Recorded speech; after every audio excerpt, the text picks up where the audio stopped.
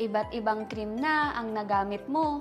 Pero wala pa ring effect sa varicose veins mo?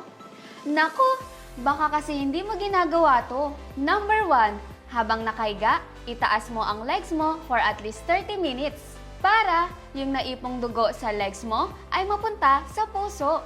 Number 2, pwede kang magsuot ng compression stockings kapag alam mong buong araw kang nakaupo o nakatayo. Ang compression stockings ang nag-aayos ng daloy ng dugo natin sa binte. At ito din ang makakabawas ng kirot sa mga varicose veins natin. Number 3, mag-exercise araw-araw kahit simpleng walking exercise lang. At least 30 minutes a day, maglakad ka to improve blood circulation.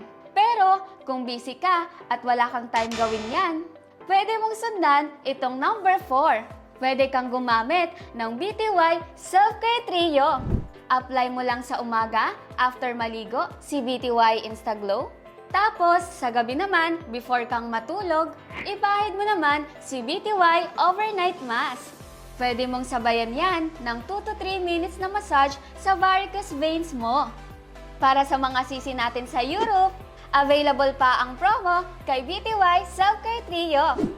10 sets na lang ang natitira, kaya ano pang hinihintay mo?